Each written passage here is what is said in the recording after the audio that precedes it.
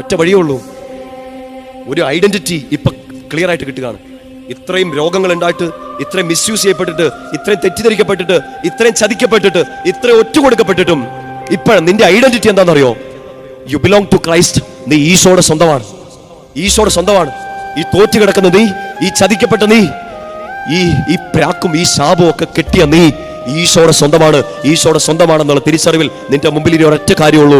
പിന്നിലുള്ളതെല്ലാം വിസ്മരിച്ചിട്ട് മുന്നിലുള്ളതിനെ ലക്ഷ്യമാക്കി മുന്നേറുക. There is no other option. What can you do എന്ന് വെച്ചാൽ this is the thing you can do. Look forward and walk. പ്രത്യേകിച്ച് മനുഷ്യരിൽ നേറ്റ ചില മുറിവുകൾ കാരണം യു ഹാവ് നോ ഓപ്ഷൻ. അങ്ങനെ ചത്ത് കളയാനുള്ള ആളല്ല. ഒരു കുഞ്ഞു കുപ്പിയല്ലോ, ഒരു കുഞ്ഞു കയറയിലോ തീരാനുള്ള ജീവിതങ്ങളല്ല നമ്മുടേത്. ഈശോ വില കൊടുത്ത് മേടിച്ചെടുത്തൊരു ജീവിതമാണ്. ഈശോ സ്വന്തം രക്തം ചിന്തി വീണ്ടെടുത്ത ജീവിതമാണ്. അവൻ നീതീകരിച്ചൊരു ജീവിതമാണ്. നീ പാപിയായിരിക്കും, നീ എത്ര തല്ലിപ്പൊളിയായിരിക്കും, അവൻ രക്തം ചിന്തിയത് നിനക്ക് വേണ്ടി കൂടിയാണ്. നിനക്ക് വേണ്ടി കൂടിയാണ്. ഈശോ വില കൊടുത്ത് മേടിച്ചൊരു ജീവിതം കളയാൻ നമ്മളെ കൊണ്ട് പറ്റില്ല മക്കളെ.